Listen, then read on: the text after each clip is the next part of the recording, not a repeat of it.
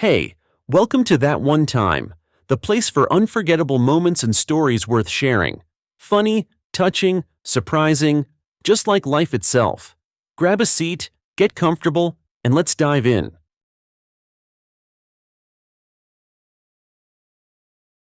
Mid-March, early evening enveloped the city.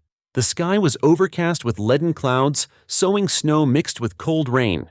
A viscous slush of melted snow and mud spread underfoot, causing passers-by to constantly lose their balance. Eleanor Davies stepped carefully, choosing attentively where to place her foot. Burdened as she was with ailments, the last thing she wanted was to fall on this slippery mess and add a fracture to her troubles. Lately, she seemed to have taken up permanent residence in hospitals. What could she do? Years were taking their toll, and the diagnosis offered no comfort.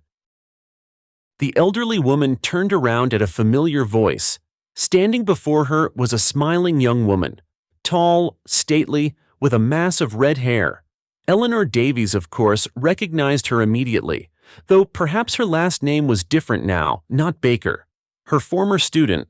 3 years ago, Eleanor Davies had seen this class through to graduation and left the service, retiring. They stood for a while, exchanging a few words. The former teacher was always pleased to hear about the successes of her students. Take Liddy, for instance, studying finance and economics and even working part-time. A smart, capable girl. They parted. Liddy hurried on about her business, while Eleanor Davies headed to the store. She was out of potatoes and fresh bread wouldn't hurt. She would take just a little of everything. How much does one person need? Before Eleanor Davies, like many of her colleagues and friends, was constantly on diets. And now she could afford an extra bun or a candy. But the pleasure of eating had somehow disappeared, and generally her whole life seemed to have changed course. Headaches became her constant companions almost immediately after she left school. The whole staff saw her off, with a generously laid table in the school cafeteria. Grateful speeches were made in her honor, each colleague recalling something good. It was a little awkward, but her heart squeezed with poignant tenderness. At the time of her retirement, Eleanor Davies was only 60. It was frightening to break away from her usual social circle and leave the school where she had spent nearly 40 years teaching history. But what could she do? Children falling behind the curriculum, whom it was increasingly difficult to find an approach to. In short, Eleanor Davies didn't wait to be politely asked to leave. When she realized things were heading that way, she wrote the application herself. For a long time, the newly minted pensioner got used to the new way of life. At first, she would wake up at 7 in the morning and habitually try to get ready for work. Only then would she remember that she didn't need to go to school anymore. She would lie down again, but sleep wouldn't come. Then Eleanor Davies would stand by the window and watch people. Adults hurried about their business, children rushed to school, and she felt as if she had fallen out of this flow of life, ending up somewhere on its periphery. Don't talk nonsense. Her old friend Susan waved away her confessions. Life only begins in retirement. Enjoy your well-deserved rest. Susan herself had retired a couple of years earlier, but she couldn't understand Eleanor Davies at all. After all, Susan had a husband, grown children, and most importantly, grandchildren, 5-year-old twins, Pete and Maisie. Their parents worked, and the grandparents helped raise the little ones. So Susan had a full life, someone to care for. How could she understand Eleanor Davies's loneliness?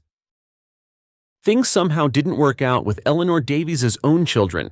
No matter how much she was treated, no matter what doctor she consulted, her husband Arthur had the means to arrange consultations with any medical luminary. He himself worked as the chief physician at the local regional clinic, so he had the necessary connections. But nothing helped, and so it happened. There was no child. Both Eleanor Davies herself and her husband. How many children there are in the world, unwanted by their own parents. Eleanor Davies had seen plenty of such children during her years at school, and it seemed like a prosperous family, the child dressed and shod immaculately, but you could still see those who lacked parental care and attention. Eleanor Davies and her husband would have been happy to raise Daniel, to make him happy, to show him the world, to raise him into a kind, good person, but the stork never came to them. For a long time, Eleanor Davies resigned herself to the fact that she would not become a mother. She didn't give up immediately. She fought until the very end, until her health began to fail. It was then, at the first warning signs, her friend Susan, she would have had a full set even at 100, but she didn't fully appreciate her happiness, as often happens with happy people. She took the gift from heaven for granted, and even complained to Eleanor Davies periodically, now about her lazy son, now about her fashion-conscious daughter, and friends with children. If they wanted to, they went on a trip. If they wanted to, they lay around all day watching TV after a hard work week, no homework, no children's clinics, no endless clubs and sections. And still, Eleanor Davies suffered. She wanted to give love and affection to a loved one who needed her, and she was afraid of a lonely old age. It would come someday, and there would be no one to even give her a glass of water. And then somehow the realization came that everyone has their own fate. Eleanor Davies's was like this. Not the worst, honestly. She had a loving husband, financial security, work she loved. It was to her work that the woman gave her heart and soul. At school, there were always children who needed her help. Seeing such children, she tried to notice their problems, to support them in difficult situations. Some, besides her, had no one at all to rely on in this life. And they were so vulnerable, still so defenseless. The stories of her students still surfaced in Eleanor Davies's memory in the smallest detail. Here, for example, Connie Grant. Everyone had written him off. The principal himself predicted the boy would end up in prison in the near future. Teachers refused to teach if he was in the classroom. They bullied Connie from all sides. And all he needed was a heart-to-heart talk with someone who would understand, who would feel sorry for him. And Eleanor Davies turned out to be that person. Connie had problems at home. His father drank, lashed out at the children, beat his wife. Eleanor Davies understood that Connie Grant would be lost in such a family. She used all her connections and got the difficult but very intelligent boy into a cadet school. Training with boarding, strict discipline, all this did its job. Now Connie, whom the school considered a future criminal, holds a leadership position in the police, is married, happy, and quite prosperous. And to this day, he doesn't forget to call his favorite teacher, visits her, and thanks her again for playing such an important role in his fate. Or Annie Miller, a quiet, timid girl who couldn't even open her mouth at the blackboard. She got weak C's. They were given for quiet, problem-free behavior. Annie Pye had a degree of cerebral palsy, so the girl stood out from her peers, walked a little awkwardly, and her legs would periodically cramp. Eleanor Davies felt sorry for Annie, and she started paying attention to her. And somehow they got to talking. It turned out Annie was a person of profound understanding beyond her years, a little sage. Annie confided her secret to Eleanor Davies. Secretly, the girl wrote poetry, but she didn't show it to anyone. She was shy. Eleanor Davies helped Annie believe in herself, and also introduced her to local poets. They appreciated the girl's talent from a professional point of view, took her under their wing and patronage. Now Annie is the author of several books and the head of a literary club at a local university. She found herself and no longer seems like that quiet and timid girl. Annie is a real star. There were such happy stories in Eleanor Davies's life. It wasn't always possible to help a child. Take Kathy, for example. Kathy Evans, a thin, tall girl with long hair the color of ripe rye, a true English beauty, fair skin, bottomless blue eyes, regular pleasant features. Kathy. This little girl had serious family problems. Kathy's father had either died or run away many years ago. The girl didn't even remember him. Since then, her mother dreamed of sorting out her personal life. She was a young, very striking woman who changed boyfriends like gloves. And it would have been fine if she just changed them. But she also followed them all over the country and, of course, dragged her child along. Kathy came to Eleanor Davies's school in the 8th grade. She didn't stay longer than a year and a half, all because of her mother's craving for adventures. Kathy's mother worked as a hairdresser, a profession where it's easy to find a job in any city. Or you could work unofficially, at home, which is what the woman often did. Kathy had to move to this town because of her mother's new suitor, another stepfather. He was a long-distance truck driver, met Kathy's mother by chance in a bar, and he took her back to his place. Eleanor Davies noticed immediately that Kathy had a difficult life at home. Her eye was trained. She had seen such children. She sensed their trouble. The teacher began to look more closely at the girl. Kathy kept to herself. No one bullied or teased her, but she didn't socialize with anyone either. She avoided talking to the girls, tried not to participate in school-wide events. The girl stayed late at school. She would sit in the library, reading something, doing homework, clearly delaying the moment of returning home. One day, Eleanor Davies stayed late at school. A parent-teacher meeting unexpectedly ran long. When everyone had left, it was already dark. Eleanor Davies noticed a lonely, hunched figure on a park bench in the schoolyard. The feeling woman immediately understood. This person was clearly in trouble. She approached closer, looked carefully. Sitting on a bench in the school garden was Kathy. Seeing Eleanor Davies, she was initially flustered, embarrassed. The teacher managed to get her talking. She understood what the girl wanted to hear and feel. She saw that she needed the participation and sympathy of an adult, strong person. At first, Kathy spoke little. She was shy, and then somehow, little by little, she opened up, telling Eleanor Davies about her life. The teacher, who had seen much, learned terrible things. Her mother couldn't stand her own daughter. It turned out she had more than once blamed her for her failures in her personal life because supposedly it was hard to find a good man with a child. And Kathy's mother's men were varied. There were indifferent ones who didn't notice the girl at all. There were also aggressive, irritable ones. Her current stepfather constantly picked on Kathy. Everything she did, in his opinion, was wrong. He also yelled at her mother, sometimes even hit her, especially when he had been drinking.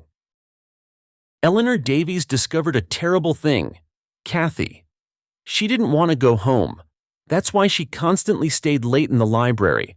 And when it was warm, she would wander the streets until night or sit somewhere until the very last moment and only then return to the apartment. There was nowhere else to go. With an aggressive man and a perpetually irritated mother, Kathy felt that no one in her family needed her, that she was just a burden to everyone, that everyone would be much better off without her. The girl poured out her soul to the teacher, and tears streamed down her cheeks. Eleanor Davies hugged Kathy, said something comforting, and was angry. Angry at Kathy's mother. This woman didn't appreciate the gift fate had given her at all. Such a wonderful girl. Beautiful, sensitive, capable. She didn't study very well, it's true, but it's no wonder. When would she have time to do homework if she tried to get home by the time everyone was already asleep so as not to bother them? That's what she learned from her mother, how not to provoke rudeness or even punishment. And she became even more attentive to Kathy. Warm, trusting relations were established between them. Sometimes the girl would now go home to the teacher after lessons. It was quiet, peaceful there. She could prepare for classes. Kathy even improved her studies. Arthur, Eleanor Davies' husband, was shocked. He initiated a check by the guardianship authorities. He thought perhaps this authority might at least call the careless adults to account, force them to start caring for the child. But the check concluded that the family was quite prosperous. The apartment was renovated, the child had a separate sleeping place, the refrigerator was full of food. Eleanor Davies choked on this lie, on this departure from the very sad reality. But what could it be? Kathy didn't write poetry, she couldn't sing, she didn't want to dance, needlework didn't appeal to her. Eleanor Davies just couldn't find what would help Kathy stand firm. After all, the girl needed strength to grow into a normal person, to become strong, independent. Kathy transformed from an awkward girl into a pretty young woman. She still had no friends among her classmates, but she started socializing with girls and boys from the college located near the school. Eleanor Davies kept a close eye on her student. She feared that her life circumstances would force her onto a slippery slope. The woman talked a lot with the girl, told her about the various dangers that teenagers face. Essentially, she was doing her mother's important job. "Kathy Pye," she nodded, promising she wouldn't do anything foolish, and thanked Eleanor Davies for her concern every time. "You do more for me than my mother," Kathy would sometimes say. "Nonsense," Eleanor Davies countered. "Your mother feeds you, clothes you, and you warm me." Eleanor Davies saw that Kathy gravitated towards her, that the girl listened to her opinion, and yet she worried about her greatly. What if Kathy Pye was at such a difficult and dangerous age, and the only significant adult in her life was her history teacher? It shouldn't be like that. And then Kathy disappeared. The evening before, she had visited Eleanor Davies. The teacher was happy, invited her to the table. The girl had supper with Eleanor. They talked a lot that evening. They laughed. Nothing foreshadowed trouble. And only just before leaving, Kathy suddenly handed Eleanor Davies a locket. Inexpensive, but pretty. Costume jewelry, silver-plated. "This is for you." "Thank you very much, it's lovely. But there's no special occasion, is there?" "Take it anyway." "Thank you, Kathy." Kathy left, and only then did Eleanor Davies realize that the locket opened. Inside was Kathy's photograph. It was clear the picture had been taken recently. The young woman smiled cheerfully at the camera and looked like a fashion model. A beauty. Eleanor Davies was happy with the gift. She perceived it as a sign of attention, of care, a teacher, a delicate, sensitive girl. A grateful teenager is a rarity today. And yet, this gesture immediately struck Eleanor Davies as strange and even unsettling. And the next day, Kathy was gone. She didn't show up at school, nor was she at home. Her mother, as usual, returned late at night and didn't immediately notice her daughter's absence. But this time, it was clear that something extraordinary had happened. Kathy, as a minor, was immediately searched for. It was no joke. A 16-year-old teenager had disappeared. Missing person posters were even put up around the city. There were many theories about the girl's fate. Among them, it was said that she had become the victim of some visiting criminal. But Eleanor Davies was certain. Kathy had simply run away. Perhaps not alone. The girl knew she would leave the evening before. And this locket with the photo, that was her farewell gift. Eleanor Davies told the investigator about this detail, but he didn't take her words into account. He dismissed them. The leading theory at the time was kidnapping. Kathy was never found. Her mother, after a bout, met a new suitor and took off with him to unknown lands. She, like Eleanor Davies, was certain. Her daughter was alive. She had just run off somewhere because she didn't want to study, and they made her at home. She had found herself a boyfriend and was now enjoying life, youth, and freedom. Eleanor Davies never heard from her student again, although she tried several times to find out her fate. The locket remained as a memento of the girl. It was now kept in her jewelry box. Sometimes Eleanor Davies would take it out, open it, gazing at Kathy's cheerful, beautiful face. Where was this girl now, who was no longer a girl at all, but a grown woman? How had her fate turned out? For some reason, it seemed that such a flight could not end well. Eleanor Davies blamed herself. Blamed herself for not stopping Kathy that evening, for not asking her more about her plans. After all, the unexpected gift had unsettled the woman. But the girl, she had looked quite happy then. Yes, happy. It was strange but comforting. Eleanor Davies had thought that perhaps the girl's life had finally improved, as a joyful spark shone in her eyes. But look how it all turned out. "You can't save everyone," Arthur reassured his wife. He saw how his wife tormented herself with guilt. "I know for sure, things like this happen in the hospital all the time. Trouble just happens. Even if you did everything to prevent it, there's nothing you can do about it." Eleanor Davies understood. Her husband was right, but she still tormented herself with thoughts of Kathy. The worst thing was the uncertainty. She wanted so much to believe that things had turned out well for this girl, but that was self-deception. What good could happen to a runaway teenager unwanted by her parents? Arthur, beloved husband, best friend, closest person, so intelligent and serious, so strict and responsible at work, so tender and kind with her, with Eleanor Davies. They had been together since they were 20. They met at an amusement park as students. and they never parted after that until death separated them 7 years ago. Arthur worked in a leadership position, chief physician of the regional hospital. A stressful, responsible job. He was loved and respected for his professionalism. Arthur loved his work, and Eleanor Davies understood him in this. She felt the same way about her own work. And so Arthur passed away right at his workplace from a sudden heart attack. So many doctors were nearby, and they couldn't save him. Trouble just happens. That's what Arthur had said once. And so it happened. The trouble. Eleanor Davies fell into apathy. Perhaps only work pulled her out of it then. At school, whether you wanted to or not, you had to keep going. Students and colleagues distracted Eleanor Davies, gradually bringing her back to life. And then retirement.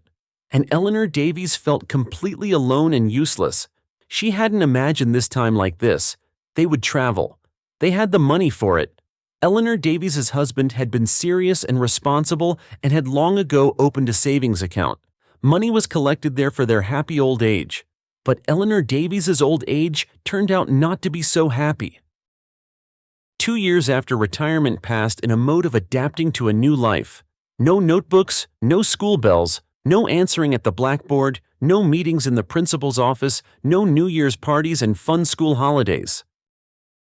Eleanor Davies thought about getting a DACA to work the land, but she realized in time that she wouldn't be able to manage a plot alone. If Arthur were here, that would be different. Instead, the woman created a real conservatory in the living room. Flowers were now not only on the windowsill, they were everywhere. Eleanor Davies' personal home garden. She even had 2 birch trees in tubs. The woman enjoyed caring for the plants. They, like children, also needed care, attention, and love.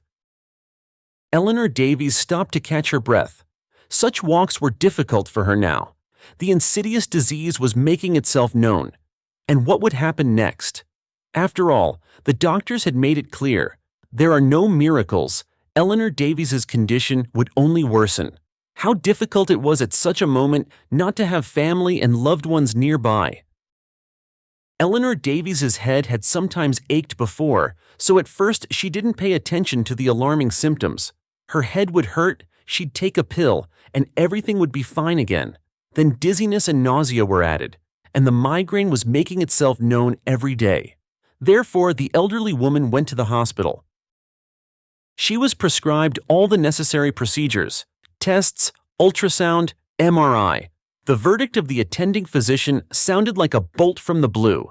The tumor was inoperable, rapidly progressing. Nothing could be done. The only thing the doctors could do was relieve the pain. "And how much time do I have?" the woman asked, looking the doctor directly in the eyes. "Tell me honestly and frankly. I have no one. I need to somehow finish all my affairs myself, you understand? I need to know how much time I have." "Well, it's hard to say. It depends on how the disease behaves. I think at least a year.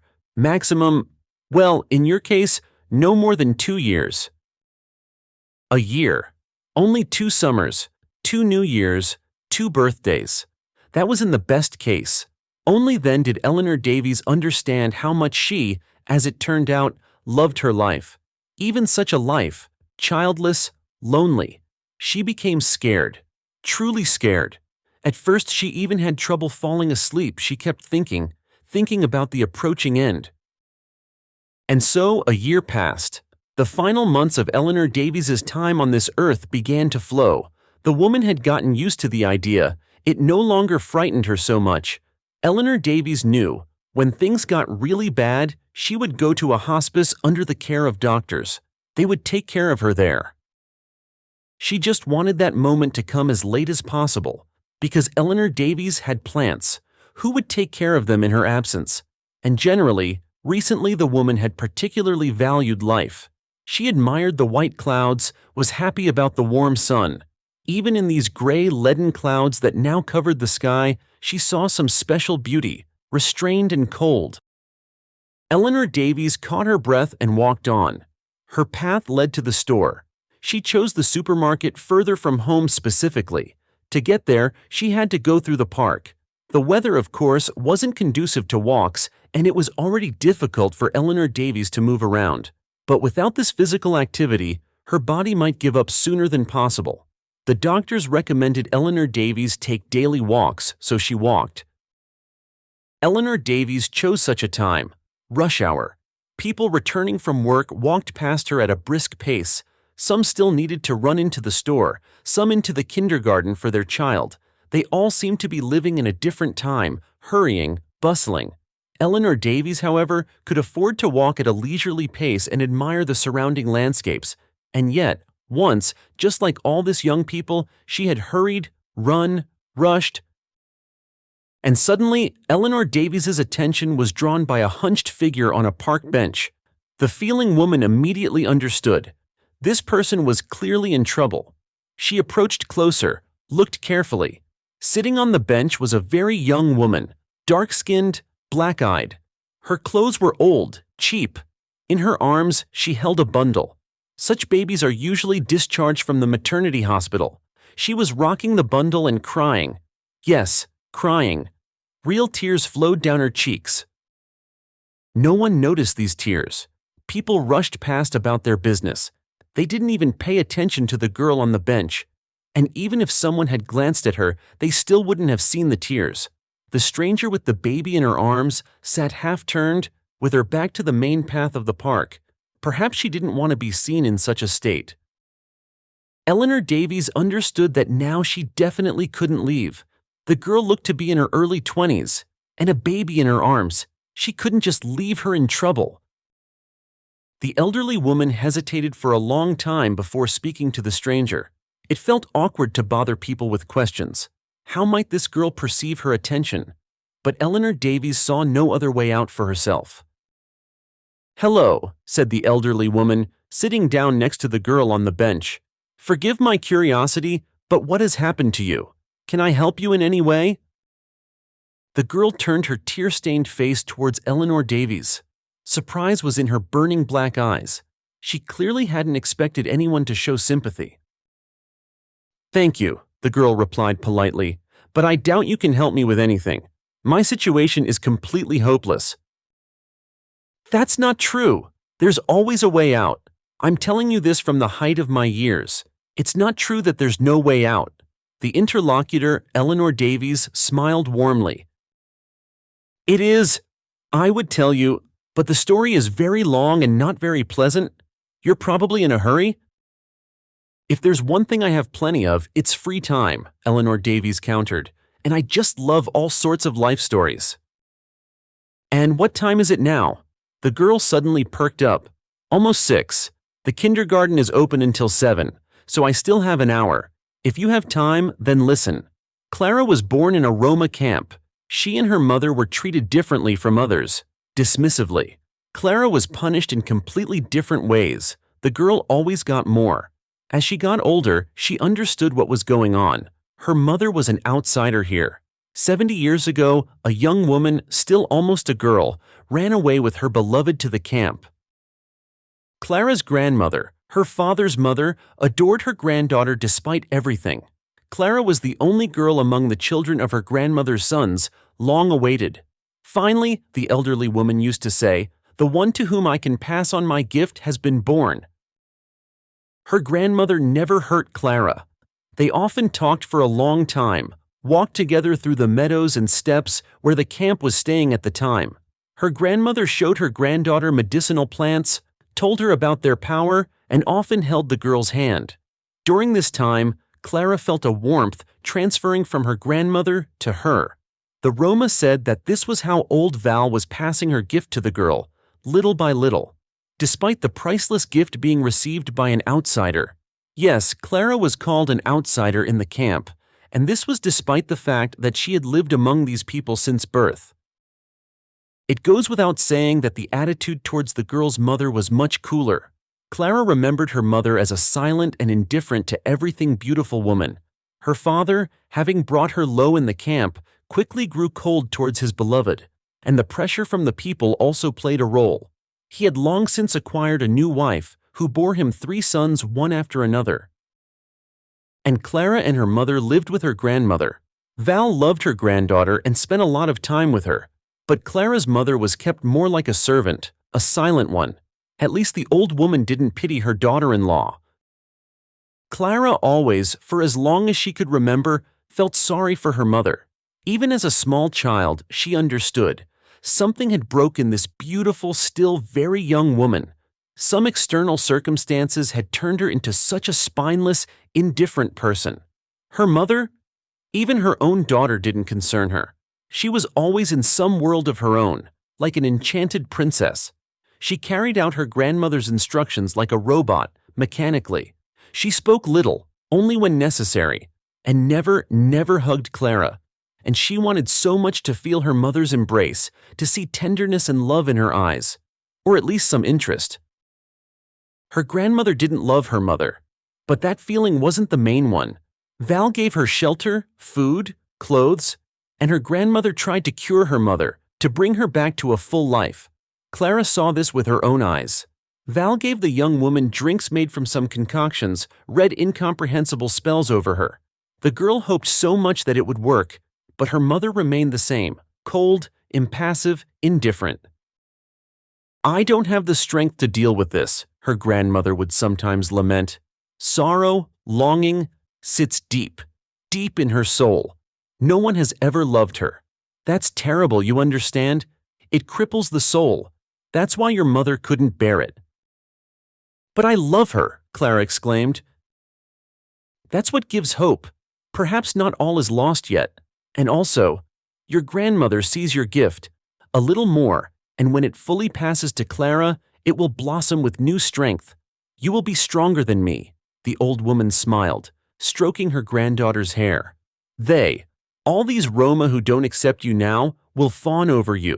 They will even beg you to save them or their children from illnesses. Much can be fixed with different skills using herbs and concoctions. Only use the gift in truly serious cases. It's not a toy. When you grow up, you'll understand yourself. And then, one day, when Clara was only 11 years old, her mother suddenly fell ill. She was as quiet, emotionless, and absent as ever. She lay there for a week and didn't get up in the morning. She lay quiet, pale, detached, and breathed very heavily. Her grandmother got worried, took out her potions and old books, and sent Clara outside. The girl sat near the wagon, leaning her back against the wall, and prayed to all powers that her grandmother would be able to pull her mother through. But some inner feeling told her it wouldn't work. And so it was. Clara sat outside for about 3 hours, and then her grandmother came out to her. From her sad face, the girl understood everything immediately. Her mother was no more. Clara took the loss hard. Yes, her mother had never shown any feelings towards her daughter, but still, even her presence gave Clara strength. And most importantly, hope always lived in the girl's heart. Hope that someday everything would be different. Her mother would awaken from her stupor, the spell would break, she would smile at her daughter, hug her, and a completely different life would begin. Happy, bright, warm. Her grandmother supported her granddaughter as best she could and tried to understand what the child was feeling. 2 years passed, and one morning, Val sat Clara down in front of her, having first warned her that the conversation would be serious. "I had a dream today," her grandmother began. "A difficult dream. I understood that I would soon be gone." "No, grandmother," Clara exclaimed. After her mother's passing, her greatest fear became losing her grandmother, because then she would be completely alone. Her father had completely forgotten about her existence, living his new family life. The other Roma also didn't accept Clara. Only her grandmother. Only she truly loved Clara in the whole world. Let her grandmother stop saying such terrible things. "Clara, you must understand. It has to be this way. This is how it is. Give me your hand. I will pass on my gift to you completely. I don't need it anymore." Clara obediently held out her palm to her grandmother. She squeezed it with her dry, thin hand, and the girl felt the familiar warmth seemingly transferring from her grandmother to her. A pleasant feeling. But this time it was frightening. Grandmother is never wrong, and she was surely telling the truth now too. "How will I manage without you?" "I know, my dear. You're scared." Her grandmother stroked her granddaughter's head. She looked at her with inexpressible sadness. It was clear that her grandmother also didn't want to leave the girl without her support. Without her, Clara was very weak and vulnerable. They never accepted you here. Listen carefully. When I am gone, leave the camp. Otherwise, they will make a servant out of you, wear you out with physical labor. Your gift must serve good people. It was given to you for that, to save people. So as soon as I am gone, go. At night. It will be warm, good, you'll easily get to a city. Any city that happens to be nearby at that moment. Ask people where the shelter, the orphanage is, and go there yourself. Ask as a child, they won't refuse. You'll be among strangers, but you'll be warm and fed. You'll grow up, you'll get stronger.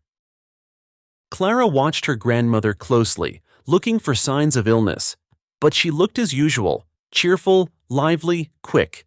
The girl began to think that her grandmother was mistaken or that the terrible thing that was supposed to happen wouldn't happen anytime soon.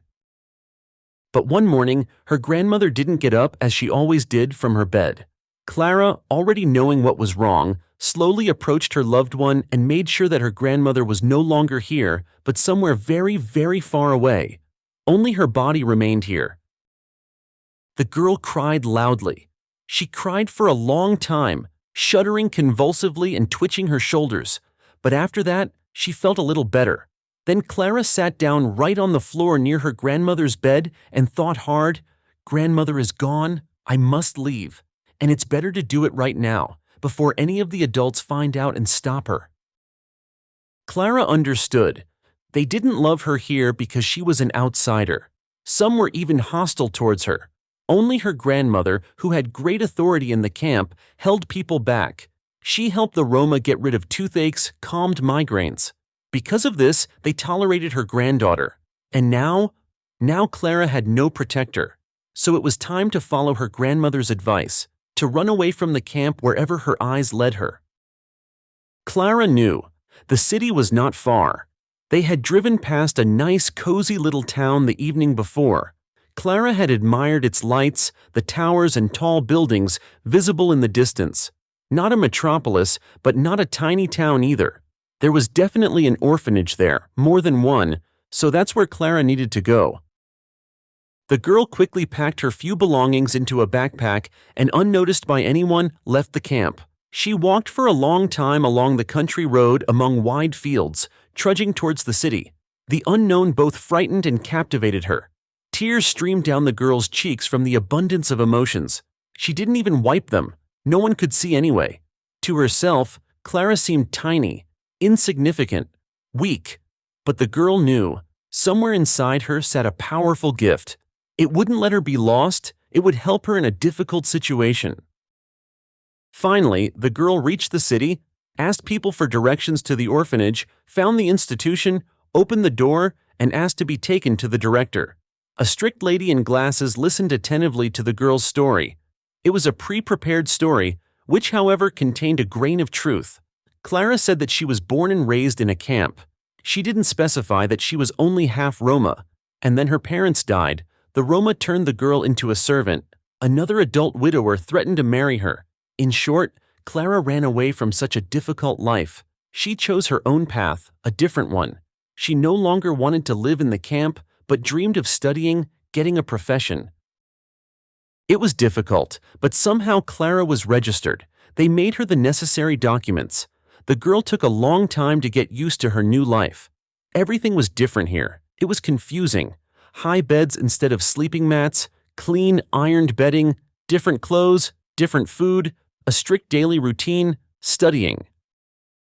Clara enjoyed studying. She had a lot to catch up on, so the girl devoted all her time to lessons. At first, even here, Clara was treated as an outsider. Of course, exotic appearance, an unusual story. But it wasn't contempt and alienation, as in the camp. Clara aroused interest. During the first few months at the orphanage, she had to tell her story several dozen times. She even became a local celebrity. Then life found its rhythm. Clara finished 9th grade, studied to be a merchandiser, came of age, and graduated from the orphanage. She received a small apartment from the state as an orphan and got a job. Not in her profession, though. They needed experience. And where would a recent college graduate get that? She stood behind the cash register at the supermarket. They paid well, at least. In a word, Clara felt quite happy, and most importantly, normal, not like a second-class person, as in the camp. A full-fledged individual. The girl now perceived that past life of hers as some kind of fairy tale. Much of what had happened to her then seemed like an invention, a fantasy. For example, that very gift from her grandmother that she supposedly passed on to her granddaughter. Time passed, and this superpower didn't manifest itself in any way, so Clara decided that she had imagined it all. It hadn't happened, that was all. One day in the supermarket where Clara worked, they started renovations, and the employees, who were temporarily unable to serve customers, had to take turns watching the workers. During one of her shifts, Clara met a handsome guy. Tall, lean, athletic, fair hair, light blue eyes, a kind look, an open smile. This guy immediately showed interest in the young cashier, winking at her cheerfully. The girl smiled back, showing that she was not at all against getting acquainted. Young men had approached her before. Clara had an interesting and striking appearance and knew it perfectly well, but things never went beyond a couple of dates. These suitors disappointed the girl, but with Andrew, things turned out completely differently. Somehow, a strong and very warm feeling began to develop between them from the first glance. Clara understood this immediately. They didn't date for long. After a few dates, they decided to live together in Clara's apartment. Andrew wasn't from around there. He was born in a large family in a village, and he now worked in construction, toiling hard. He dreamed of a house, not an apartment, and for now, he was living in rented accommodation. Andrew immediately took on all the men's work around the house. He glued the wallpaper, straightened the curtain rod that had been crooked for a long time, repaired the cabinet, and it also turned out that he was an excellent cook. In fact, it seemed there was nothing Andrew couldn't do. That was his life. He had to learn everything. They felt good together, warm, cozy. The young people understood each other with half a word, and sometimes words weren't even needed. Finally, Clara felt happy and loved. She hadn't even dreamed of such a relationship. Andrew and Clara got married, and soon after that, the young wife realized she was pregnant. The joy of the future parents was boundless. They weren't afraid that their responsibilities would soon increase. Everything was great for them. They had a roof over their heads. They didn't complain about their income, as Andrew earned well in his construction job. A son, Theodore, was born, their first child. Andrew chose his name. It was his grandfather's name, a kind and hard-working man. A year and a half later, a daughter, Catherine, appeared in the family. Clara named her after her mother. The fuss over the little ones, the household chores, all this delighted and truly captivated Clara. She enjoyed the role of wife and mother. Yes, sometimes it was difficult, but it was all for her loved ones, for her husband, the reliable, caring Andrew, for Teddy and Katie, who were so sweet and funny. The little ones started kindergarten, and things became a little easier. Clara started getting ready for work, deciding to return from her second maternity leave a little earlier. The couple had ambitious plans. They both dreamed of expanding, turning the one-room apartment into a two-room or even three-room one. And only then could they think about a house, more space, and besides, it was already cramped for such a large family in one room. And then Clara realized she was expecting another child. This time, she was scared. They hadn't planned on becoming a large family so soon, and it wasn't the right time at all. Andrew supported her, reassured her, promising that everything would be fine. "I'll work more, that's all. There are plenty of opportunities to earn extra on the construction site." Trouble struck when Clara was just a month away from giving birth to her youngest daughter. There was very little time left. That morning, she didn't want to let her husband go to work. An unclear premonition of trouble squeezed her chest. Clara pushed away the bad thoughts, explaining everything by her condition. After all, she was due soon. And just 2 hours later, Clara received a call informing her of the terrible news. Andrew was crushed by a concrete block at the construction site. Of course, they couldn't save him. Clara sobbed, howling like a wounded animal. Fortunately, the children were at the kindergarten. She could give vent to her feelings. The woman cursed fate, which had once again treated her so cruelly, calling Andrew back. And then somehow, she suddenly felt his presence. It was inexplicable. She just understood that Andrew was here. He saw her, wanted to comfort her, but couldn't, and it pained him. Clara pulled herself together, said aloud that she loved Andrew very much, realizing that she would no longer have the opportunity to be heard by him, and also that she understood perfectly well. She now had to be strong, brave for their children. "You can rest easy about us, I'll manage." And Clara tried. She tried very hard to be strong, although sometimes it was simply unbearable. Due to stress, labor began prematurely. She had to leave the children with the neighbors. Where else could she put them? Initially, it was planned that Andrew would take leave while Clara was in the maternity hospital, but fate had twisted everything like this. The girl was born small but strong and viable. Clara named her Anna. Andrew had wanted that, and the young woman was left with 3 small children in her arms without any support. Clara applied for all possible benefits, but there still wasn't enough money. The children grew quickly, constantly needing new clothes and shoes, and also, they were often sick. She had to spend astronomical sums at pharmacies. But what could she do? Health comes first. This is where Clara's gift would have come in handy. If only she could rid her little ones of these endless colds and sore throats. But the gift was dormant.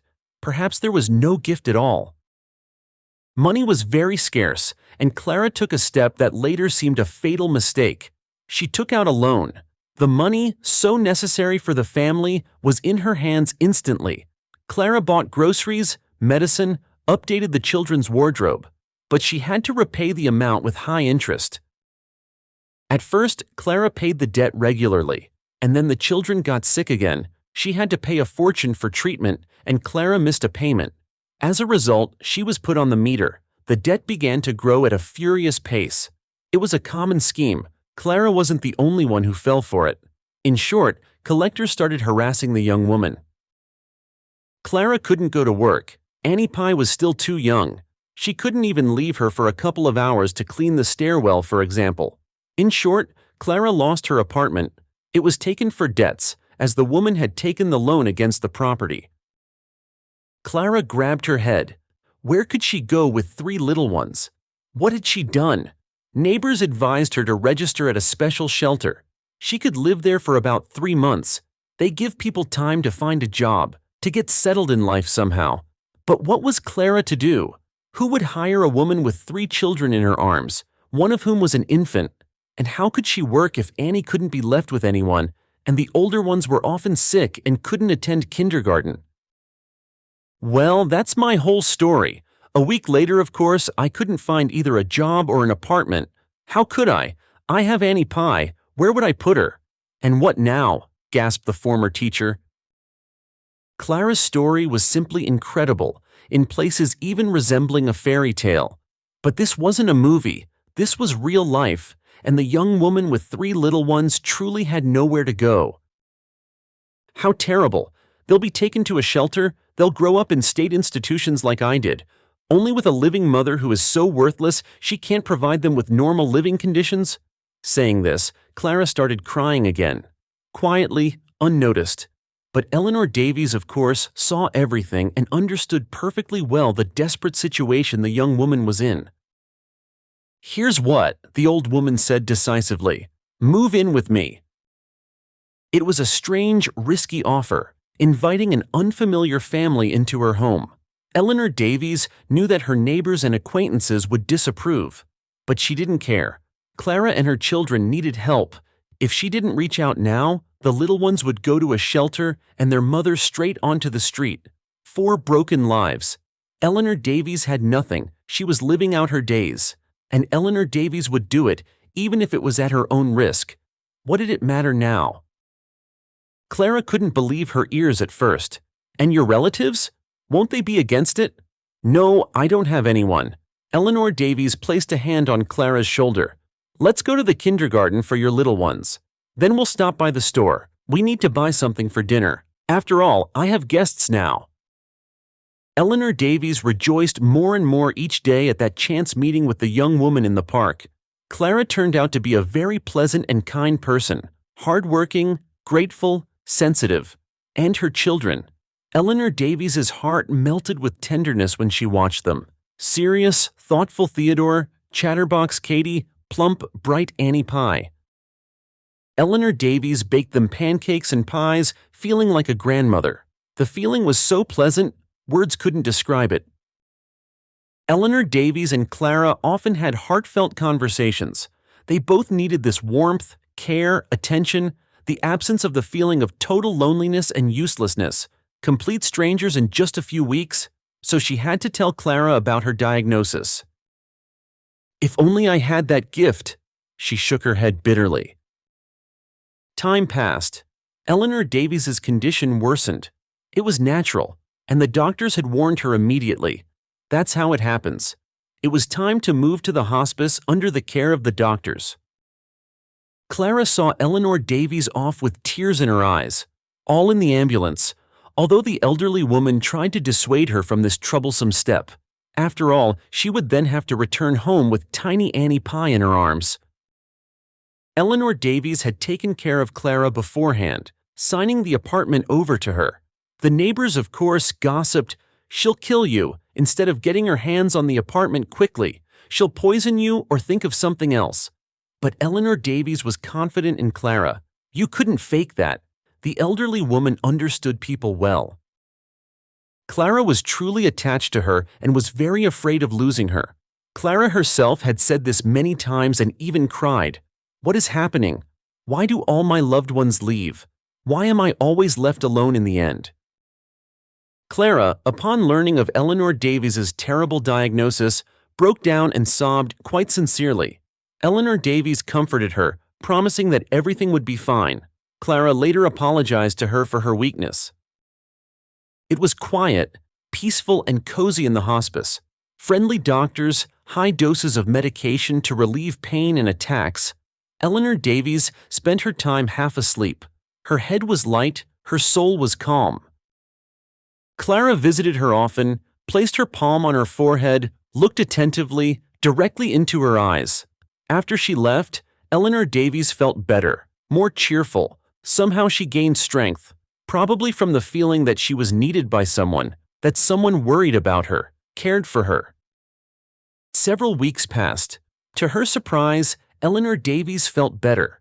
She even had the strength to go for walks in the hospital garden. Again, she admired the flowers, the bright blue sky, enjoying this farewell gift from fate to the fullest. She might not have another such improvement in her condition. The tests, strangely enough, also improved. The doctors were surprised, but said that this sometimes happens, the calm before the storm. Eleanor Davies suddenly had a strong desire to be home once more, to see Clara and her little ones, to breathe in the familiar scent of her apartment, to take something from there as a keepsake, the locket, the one Kathy had given her many years ago, a memorable item with a story. It would be good to have it with her here, in the hospice, as a reminder of home, of her past life. Eleanor Davies asked the doctor for permission. He gave his approval for the trip home. Eleanor Davies called a taxi and went. It was so amazing. She hadn't thought she would ever leave the hospice walls alive. It wasn't a recovery, of course, not a cure for the disease, but to feel no pain, to be able to go wherever her heart desired. She felt strength in her legs and arms and a pleasant lightness throughout her body. Eleanor Davies opened the door with her key. The apartment was quiet and empty. It was clear. Clara and Anna were out for a walk. The little ones were at the kindergarten. Eleanor Davies walked through the familiar rooms, touching her favorite things. The rocking chair, the plush bear Arthur had won for her at the shooting gallery once, the soft blanket. Here was the bedside table with the drawer where her jewelry was kept. Eleanor Davies wasn't interested in the expensive chains and rings. She had come for that very locket. The elderly woman found the item she needed, opened the locket, admired Kathy's cheerful face. Where is she now? Then she heard the sound of the door opening. Eleanor Davies hurried to meet them. "You're home," Clara gasped. She sat Annie Pie down and went over to Eleanor Davies. Joy and surprise were in Clara's eyes. "Yes, I felt better. They let me come home for a bit." "Better?" Clara smiled. "Really? Did it really work?" "What worked?" Eleanor Davies didn't understand. "It's all my gift, you see. I was worried about you. I didn't want to lose another loved one. I've already had so many losses in my life. When the children weren't looking, I even cried. And one day I had a dream. My grandmother, Val the Roma woman, she sternly told me that I had to stop crying, that now was the time to manifest my gift. Yes, grandmother said it would be difficult, and it cost her a great deal of effort, and it would all be for nothing if I didn't pull you through. And I did it. I awakened the power within me. I think grandmother helped too." Eleanor Davies blinked in confusion. "Well, I'll be. Is this true?" And then she remembered how much better she felt every time after Clara's visits, how warm her hands were. Not just warm. Eleanor Davies had thought then that she was just imagining it because of her illness. "What do the doctors say?" Clara herself didn't seem to fully believe in this miracle yet. "Well, they said the tests improved, but it might just be the calm before the storm." "There won't be any storm." Clara smiled broadly and then hugged Eleanor Davies tightly. "The storm is canceled. My gift has awakened. It awakened so I could save you, you see? Don't believe it? You'll see everything will be fine." Now Clara, overwhelmed with emotion, threw up her hands. Her coal-black eyes shone with joy. Little Annie Pie didn't understand anything, but she sensed something good was happening, and she smiled too, just like her mother. "Oh, what's that in your hands?" Clara finally noticed the locket. "What an interesting thing. I feel it has some special energy. Warm, good." This is a gift from one of my students. A former one, of course. It was a long time ago. Eleanor Davies still couldn't quite process what Clara had said. So the imminent end is canceled? She'll live a while longer? And now she particularly wanted to live. And there were the little ones who loved her so much and needed her so much. She wanted to see them grow, mature. She wanted to support them on their difficult life path.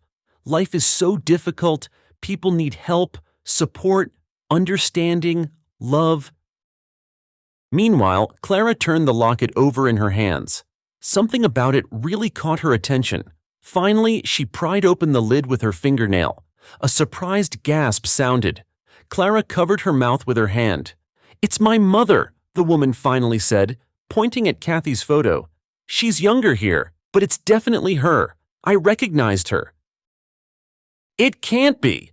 Eleanor Davies hadn't recovered from one shock, and here was another.